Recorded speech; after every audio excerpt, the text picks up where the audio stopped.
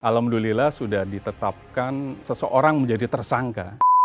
Kalau polisi aware, penyidik aware, dan saya masih meyakini penyidik sangat profesional dalam hal ini Polda Metro Jaya. Harusnya dibuka kembali CCTV bukan hari tersebut. Membunuh itu bukan solusi, karena ada hukumannya lah. Hukumannya apa? Mati.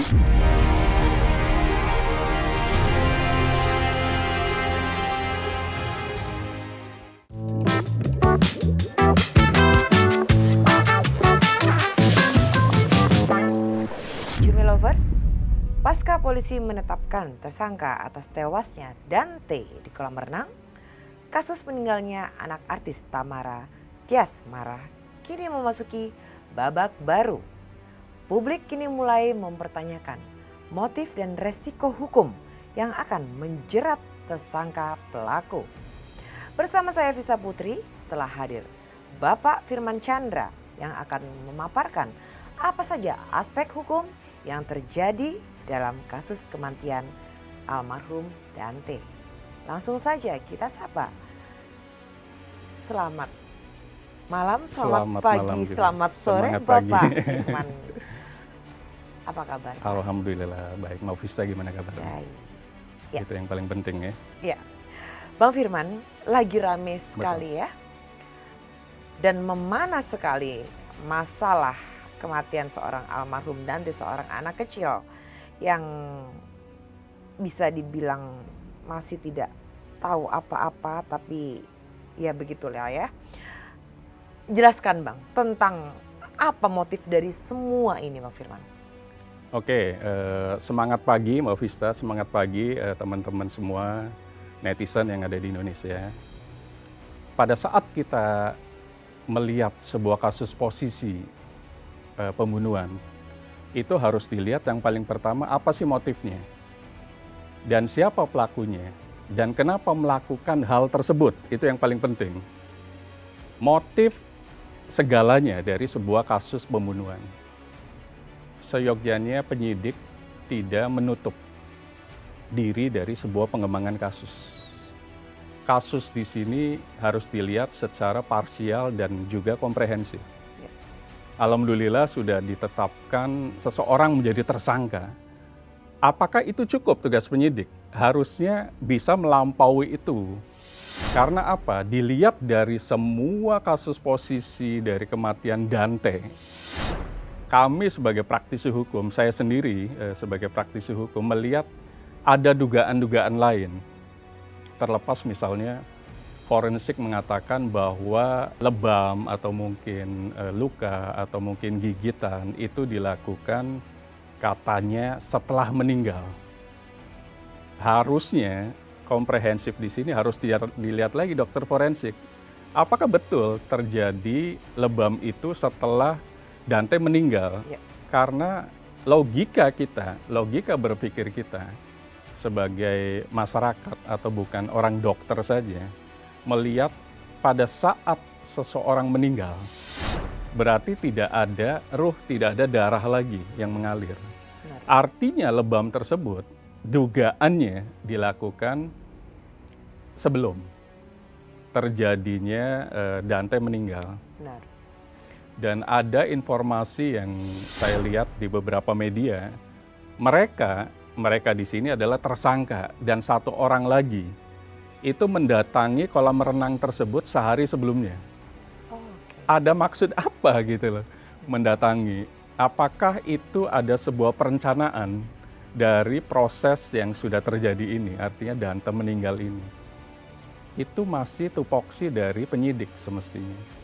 Penyidik harusnya bisa mengembangkan lagi, tidak harus puas dengan menetapkan seseorang menjadi tersangka. Benar. Harusnya ada pengembangan lagi. Kenapa bisa tersangka itu melakukan dengan santai? Tersangka itu melakukan kegiatan dan dia tahu bahwa anak ini yang tadinya di kolam renang anak dipindahkan ke kolam renang yang dewasa dengan 1,5 meter. Anak kecil mungkin 1 meter, ya. Mungkin 1,20, nggak sampai 1,5 meter usia, let's say 5-6 tahun. Dimasukkan ke sebuah kolam renang dewasa. Kemudian pelaku dari CCTV itu membenamkan sebanyak 12 kali. Benar. Dan itu pun sambil melihat kanan kiri. Memang kejahatan tidak akan sempurna. Dan penyidik sudah menyimpulkan inilah pembunuhan dan inilah tersangkanya. Namun seharusnya dilihat lagi, pada saat melakukan itu, ada perencanaan awal nggak? Ada sebuah strategi nggak sehari atau 2 hari sebelumnya? Kalau memang ada, siapa yang didiskusikan? Apakah dia diskusi sendiri? Tidak mungkin. Berarti ada orang yang diajak diskusi untuk melakukan tindak pidana kejahatan tersebut yang kita sebut pembunuhan. Kalau polisi aware, penyidik aware, dan saya masih meyakini penyidik sangat profesional dalam hal ini Polda Metro Jaya. Harusnya dibuka kembali CCTV bukan hari tersebut, tapi sehari atau 2 hari sebelumnya. Atau mungkin HP, itu yang paling penting tuh. HP dari tersangka, ada chatting nggak? Ada telepon nggak? Isinya apa? Chattingnya, teksnya, dan telepon dari siapa? Atau menelpon ke siapa? Itu kan sebenarnya bisa dilihat nanti proses penyelidikannya, diulang kembali. Kalau memang betul ada bukti perencanaan, tetapkan orang tersebut sebagai tersangka baru dan kuatkan dengan pasal perencanaan pembunuhan. Perencanaan pembunuhan boleh dilapis dengan Undang-Undang Perlindungan Anak, boleh dilapis dengan pasal yang lebih rendah, namanya pasal 338. Ya. Tapi upayakan pasal yang tertinggi adalah pasal pidana mati yang kita sebut 340, persis yang dilakukan oleh Sambo atau mungkin oleh klien kami. Kita pernah handle seorang klien dan hukumannya pidana mati juga gitu. Karena memang merencanakan. Karena perencanaan itu sebuah kegiatan yang matang sebelum terjadinya tindak pidana. Mereka akan memiliki beberapa opsi gitu. Opsi pertama, let's say misalnya pembunuhan. Opsi kedua mungkin penganiayaan ringan. Opsi ketiga penganiayaan berat mungkin. Namun fakta sebenarnya korban meninggal. Artinya apakah opsi itu opsi satu-satunya? Bisa jadi itu opsi salah satunya gitu loh. Ada opsi-opsi berikutnya, oh hanya penganiayaan, hanya penganiayaan berat. Kemudian akan dilihat lagi, ini kehilafan atau kesengajaan. Benar. Inilah tugas dari penyidik sebenarnya. Ya. Jadi sistematis penyidik yang harus sistematis koreksi sekali, harusnya, karena apa? Karena mereka lah yang pelindung masyarakat. Kepada siapa lagi kita meminta keadilan? Karena ini kasus yang namanya pidana umum, bukan pidana khusus seperti korupsi. Korupsi berarti KPK. Atau mungkin kejaksaan. Ini pidana umum. Yang namanya pidana umum itu poksinya hanya di kepolisian. Nah disitulah saya melihat upayakan sebenarnya penyidik itu harus membuka tabir di balik ini semuanya. Kemudian setelah itu yang paling penting motif. Dalam sebuah tindak pidana khususnya pembunuhan, exactly pasti ada motif. Pasti itu ada motif. Itu yang paling penting. Bang Firman, baik, polisi sudah menetapkan pacar dari seorang Tamara Tiasmara ini sebagai tersangka. Oke, bahkan sudah ditahan. Nah, adakah kemungkinan di circle mereka ada tersangka-tersangka lainnya? Justru dari circle kehidupan seorang Dante sendiri, almarhum Dante sendiri kah? Atau dari mamahnya? Ataupun dari pelaku?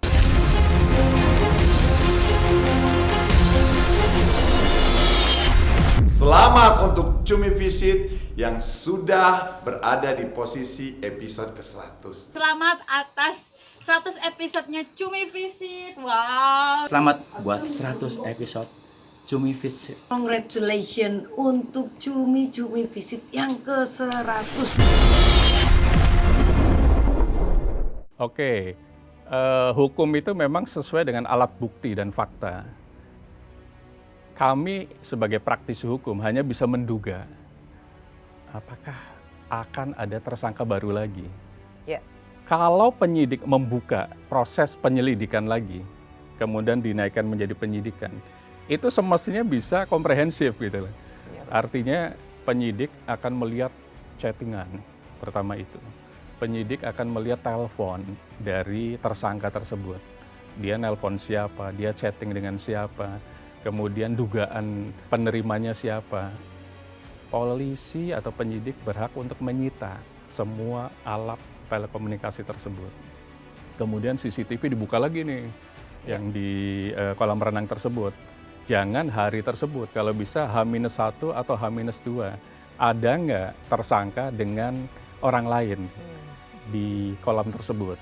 Ya, Kalau memang ada, ya ini luar biasa padahal, dan saya melihatnya ada hal yang tega gitu, sisi humanismenya. Iya, Padahal dilihat sama anak kecil dan ini perempuan lagi.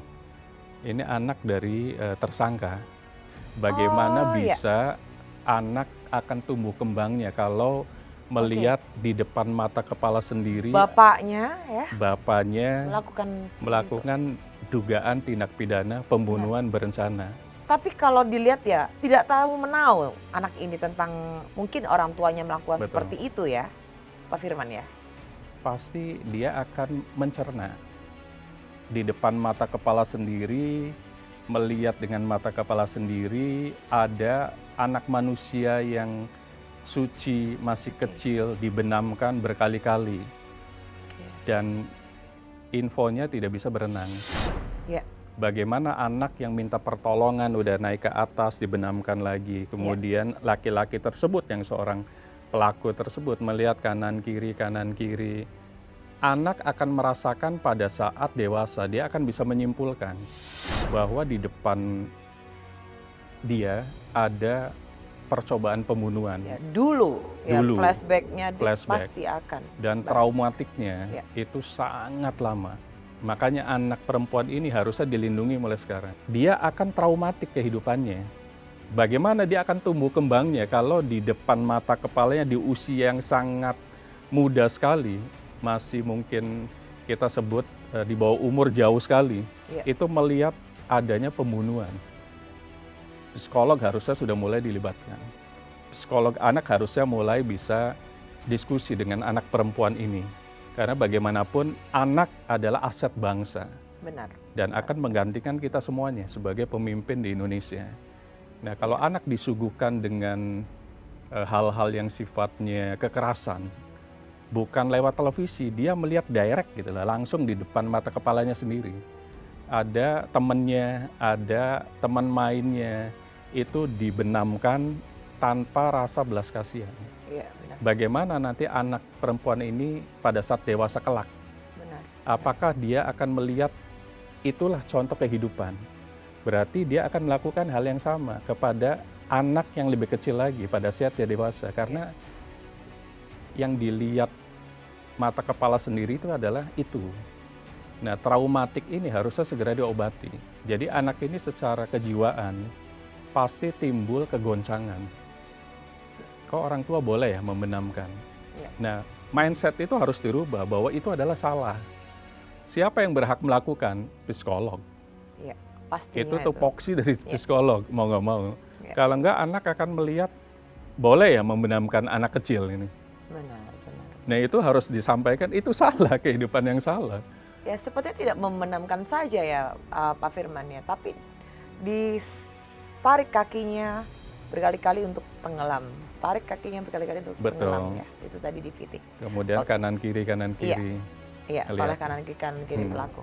Oke, Pak Firman, bicara soal dugaan ya, menurut Pak Firman sendiri siapa yang paling memungkinkan menjadi tersangka the next? Pertama, sudah ada tersangka dan itu sudah poin plus untuk penyidik. Jadi penyidik cepat mentersangkakan seseorang dari dua alat bukti kan.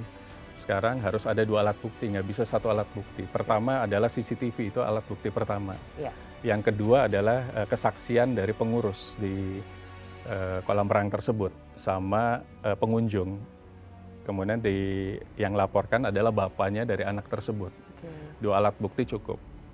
Namun kami sebagai praktis hukum tidak puas. Karena apa? Karena ada dugaan-dugaan yang kita lihat bukan hanya 1 orang pelakunya. Pelakunya semestinya beberapa orang. Tugas siapa? Balik lagi tugas dari penyidik. Makanya kami hanya bisa menghimbau pada penyidik, coba lihat CCTV 1 hari dan 2 hari sebelumnya. Coba lihat HP dari pelaku yang jadi tersangka. Coba lihat circle terdekatnya. Benar. Apakah memang yang kita duga adalah orang tuanya? Apakah mungkin adiknya? Apakah mungkin temannya yang lain? Kita nggak tahu. Ya. Karena lagi-lagi untuk menentukan seseorang menjadi tersangka harus melewati 2 alat bukti yang komprehensif. Benar. Selain alat bukti tambahan namanya saksi ahli. Jadi setelah dilihat HP dari pelaku, kemudian di tracing saja. Mungkin ada yang ditutup bisa jadi kan, di password atau apa gitu. Minta dibuka. Dia chatting dengan siapa, telepon dengan siapa. Kalau memang ada semuanya, kemudian 2 alat bukti terpenuhi, penyidik langsung bisa menetapkan tersangka Siapa baru. tersangka baru? Nah, tersangka barunya itulah tugas dari penyidik Jatanras di situ. Benar. Ya, Pak Firman, bicara soal masih motif ya. Apakah Dante ini hanya dijadikan sebagai sarana untuk tujuan perbuatan keji jahat ini si pelaku? Dan ternyata memiliki tujuan yang lebih kompleks. Whatever itu apa?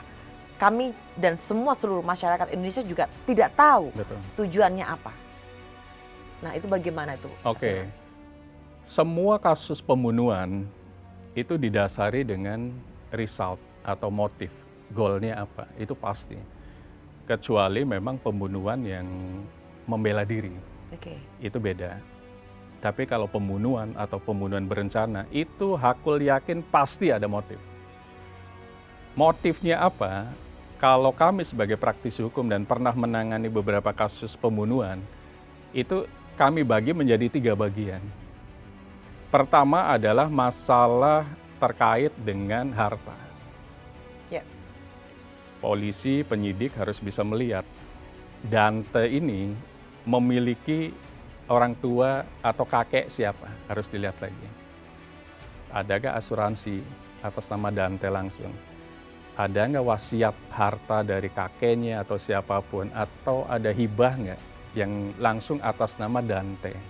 Itu harus dilihat lagi nih secara ekonomi. Ya. Dilihat semuanya komprehensif, kan bisa dicek kan asuransi apa. Ya. Kemudian uang pertanggungannya berapa, kemudian ditujukan ke siapa, ahli warisnya, itu harus dilihat. Kemudian hibah, wasiat, bisa ditanyakan ke notaris ataupun ke Kemenkumham. Sudah ada hibah atau wasiat yang terdaftar nggak atas nama Dante? Apakah benda bergerak atau barang tidak bergerak, saham dan lain-lain. Itu motif ekonomi harus dilihat. Ya. Oke. Yang kedua adalah motif terkait balas dendam.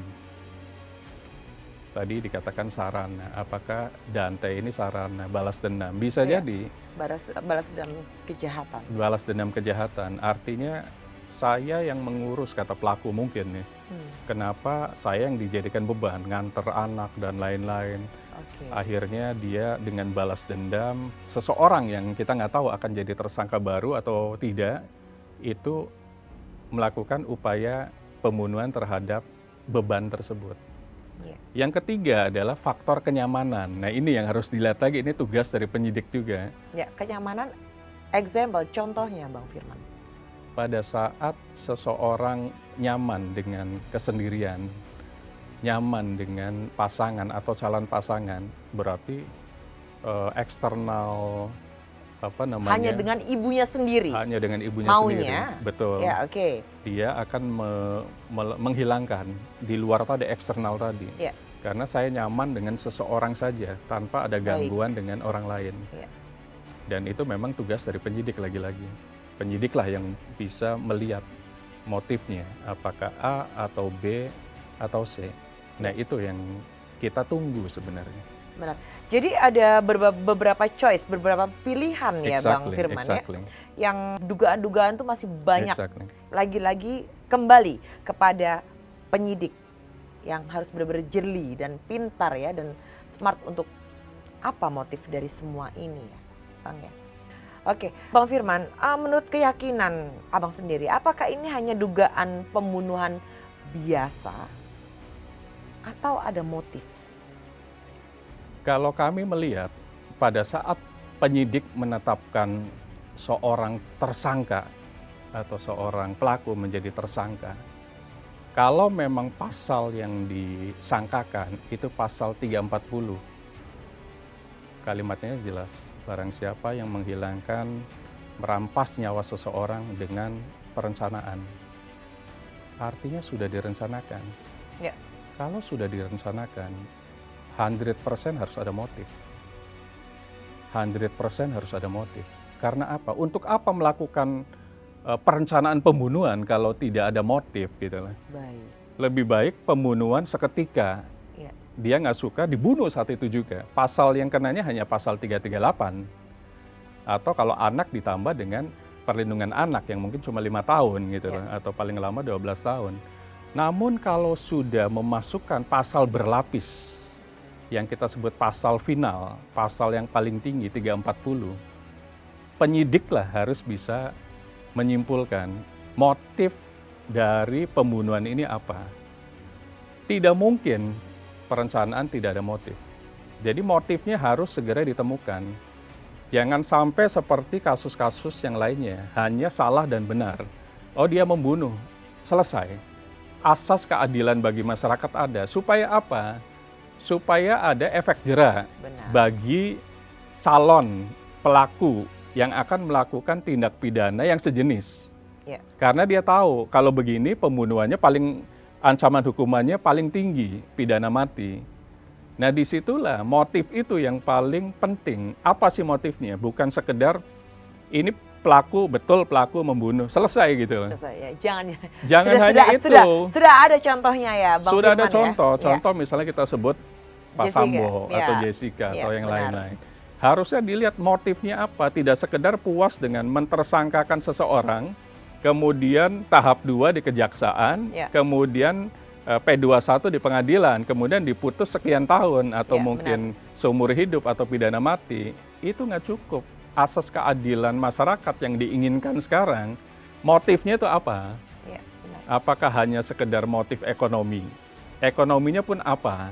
Tadi ada insurans kah, atau mungkin let's say kita sebut mungkin wasiat, hibah, atau mungkin bukan itu, tiba-tiba hanya balas dendam. Karena orang puas hanya dengan balas dendam, ada kayak begitu. Tapi sayang, karena apa? Karena orang biasa kalau melakukan pembunuhan berencana, pasti salah satu terbesarnya adalah motif ekonomi. Itu sebenarnya. Iya, oke. Oke, Bang Firman, menurut analisa ya, Abang sebagai praktisi hukum, motif yang paling kuat dalam kasus ini apa, Bang? Lagi-lagi kami menduga majoriti kasus pembunuhan berencana itu motif pertama akan masuk, yaitu motif ekonomi. Memang ada beberapa juga pembunuhan berencana motifnya adalah harga diri, supaya tertutup. Dia yang paling tahu terjadinya tindak pidana itu misalnya si korban gitu. Ya. Makanya korban harus dihabisi. Itu bukan motif ekonomi, ada. Benar. Namun sepanjang kami mendampingi beberapa kasus pembunuhan, itu majority ada di pertama. Jadi motif utamanya adalah ekonomi. Finansial ekonomi. Finansial sebenarnya. Oke, Bang, baru terupdate, konon katanya seorang ibu dari korban almarhum akan dicek WhatsApp. Apakah itu benar? Harusnya begitu. Jadi penyidik itu jangan puas mentersangkakan pelaku sekarang saja. Baik. Harusnya penyidik tidak puas. Dengan tidak puas, dia akan membuka tuh yang namanya alat bukti lainnya, termasuk berita acara investigasi atau klarifikasi dengan pelaku dan saksi.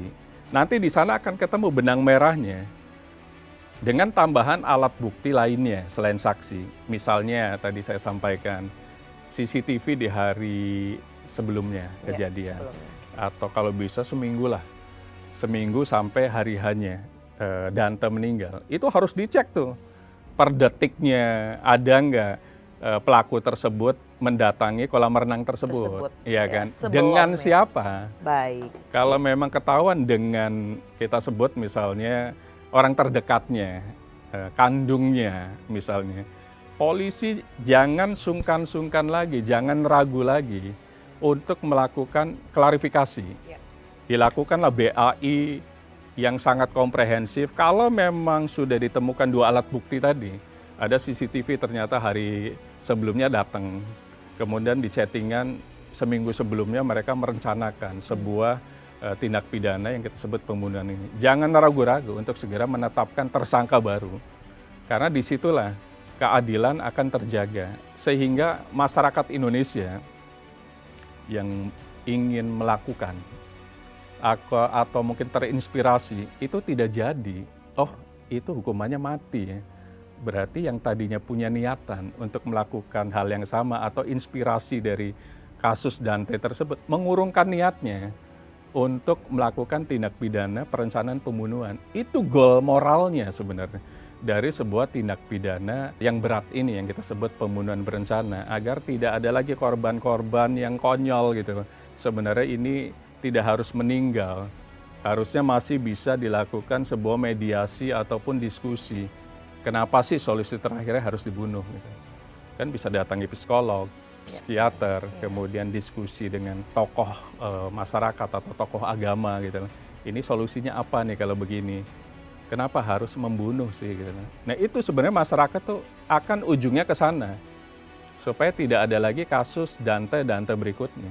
Pada saat ini ya, apa saran Bang Firman sendiri kepada kepolisian untuk menguak kasus ini? Ya, apalagi ada beberapa kemungkinan motif-motif yang lainnya yang sudah Abang sebutkan tadi, ya. Karena belum ada pernyataan dari polisi yang menyatakan sebagai sebagai pembunuhan berencana. Ini maksudnya. Pasal yang 340 sebenarnya sudah masuk. Ya. Sudah masuk sebagai pasal yang disangkakan kepada tersangka.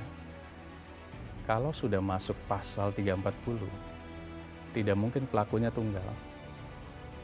Oke. Tidak mungkin pelakunya tunggal. Merencanakan tidak mungkin sendirian. Ya. Merencanakan itu ada partner untuk diskusi. Beberapa. Beberapa. Tinggal penyidik betul mereka senyap. Karena tidak boleh sebelum gelar perkara itu langsung disampaikan preskon. Mereka pasti lakukan gelar perkara di situ. Terutama untuk melihat motif, itu yang paling penting. Kedua yang tadi lebam-lebam tadi. Lebam itu sebelum meninggal atau setelah meninggal. Tapi kalau menurut kami dugaannya adalah sebelum meninggal.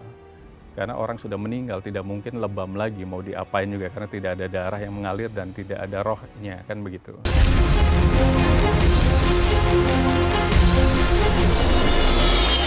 Sukses terus program Cumi Visit. Congratulations udah nyampe episode 100. Selamat untuk 100 episode Cumi Visit. Selamat ya atas 100 episode Cumi Visit. Selamat ya, udah 100 episode aja nggak berasa. Cumi Visit mantap.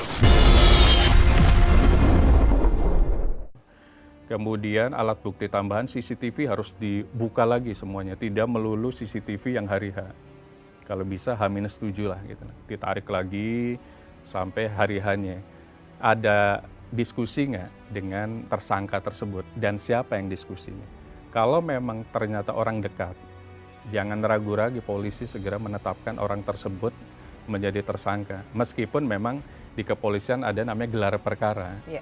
Untuk menentukan seseorang menjadi tersangka itu ada gelar perkara yang dihadiri, pasti ada wasidik, ada irwasda, ada propam, ada kanitnya, ada penyidiknya, baru disimpulkan nanti apakah memang dinaikkan menjadi tersangka atau di SP3-kan kasus tersebut.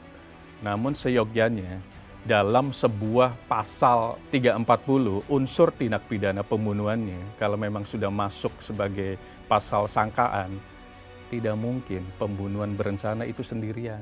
Baik, benar. Itu pasti ya. Itu Bang, pasti. Ya, of course itu. Oke, Bang Firman, soal lebam. Berarti ada tindakan kekerasan ya yang dilakukan justru sebelum almarhum Dante ini berenang, maksudnya begitu, Bang? Lebam atau luka dalam sekujur tubuh seseorang itu manakala seseorang masih hidup. Oke. Pada saat sudah menjadi mayat, apakah akan ada lebam lagi? Kan tidak mungkin secara logikanya.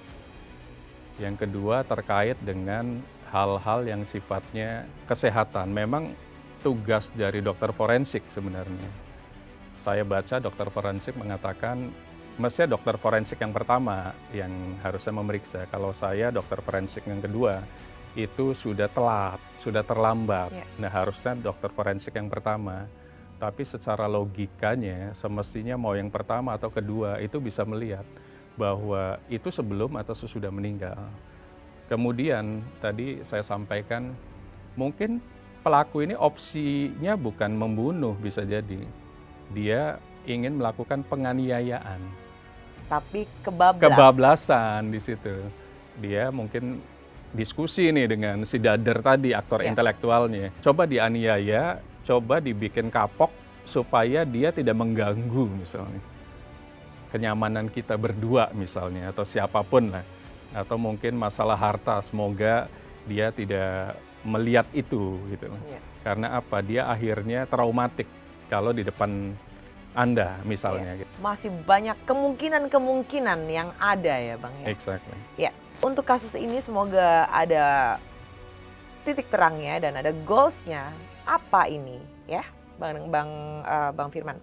Oke, Bang Firman, sebagai rangkuman, apa yang ingin Abang sampaikan ya untuk kasus ini sebagai pelajaran? Buat universal ini saya bertanya, berbagai banyak pihak. Pertama, kasus ini harus dijadikan sebuah parameterized, contoh bahwa hal-hal yang perbedaan pendapat, hal-hal yang tidak disukai atau disukai, tidak harus sampai menghilangkan nyawa orang. Ada solusi yang elok, solusi yang kita lihat misalnya diskusi dengan tokoh masyarakat, dengan tokoh agama. Kalau kita berbeda pendapat dengan pasangan, dengan anak, dengan orang tua gitu. Kenapa sih harus melakukan pembunuhan? Tindakan terakhir atau opsi terakhir? Mungkin awalnya bukan pembunuhan, hanya memberikan sebuah efek jera dengan penganiayaan. Namun kebablasan gitu. Karena memang penganiayaan itu kan ujungnya bisa sampai meninggal kalau dilakukan terus-menerus. Dan kita melihat di CCTV lagi-lagi itu jelas-jelas pembunuhan. Kalau memang penganiayaan nggak sampai 12 kali dibenamkan gitu. Siapa yang bisa tahan di dalam air? Meskipun dia orang dewasa pun. Apalagi ini anak-anak yang mungkin paru-parunya tidak sehebat orang yang lebih dewasa kan. Ini sampai 12 kali. Benar. Dan kalau saya lihat itu tindakan yang tidak beradab sih. Ya, tindakan sangat keji ya. Tindakan sangat keji dan harus dihukum berat. Agar menjadi efek jera dan bisa menjadi contoh kepada seluruh masyarakat Indonesia. Pertama adalah keadilan masih ada di Indonesia. Benar. Yang kedua, jangan terinspirasi dengan kasus ini. Meskipun ada permasalahan ekonomi, permasalahan kenyamanan, permasalahan balas dendam. Membunuh itu bukan solusi, karena ada hukumannya lah. Hukumannya apa? Mati. Nah itu yang harus disampaikan oleh penyidik, atau mungkin dalam hal ini tingkat pertama kan penyidik di Polda Metro Jaya. Sampaikan itu, bahwa tugas dari penyidik adalah sampai memunculkan tersangka baru dibanding tersangka sebelumnya. Karena lagi-lagi kasus pembunuhan berencana secara logika pasti lebih dari satu orang pelakunya. Even itu penganiayaan pun nanti. Even itu penganiayaan. Itu pasti akan ada pelaku berikutnya yang kita sebut apakah dader atau mad pleasure atau aktor intelektual dan satu lagi turut serta. Nah, aktor intelektualnya ini yang harus dihukum berat. Karena apa? Dia memerintahkan. Ya, benar. Kalau eksekutor bisa dihukum pidana mati, bisa hukuman angka.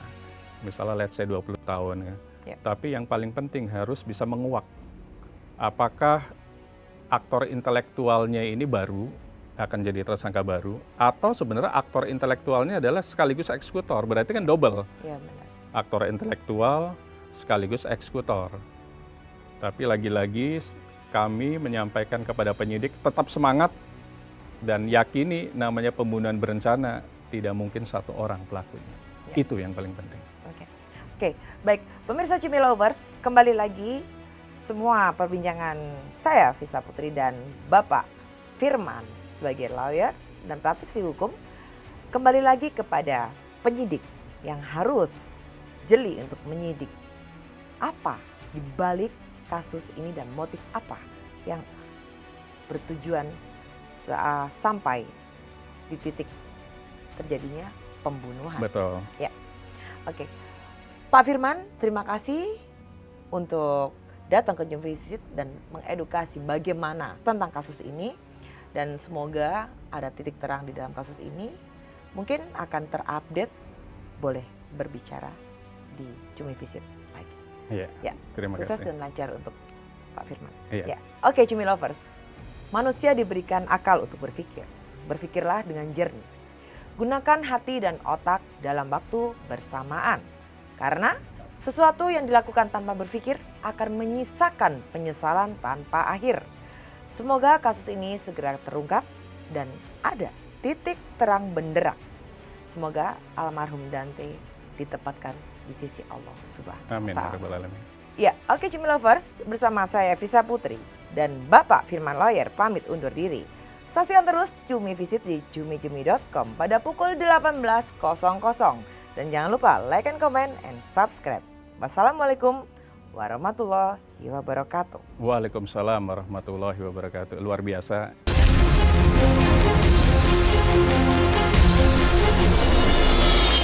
Congratulations buat Jumi Visit yang ke-100. Congratulations untuk Cumi Visit ke-100 episode. Selamat dan sukses untuk Cumi Visit. Selamat episode untuk Cumi Visit.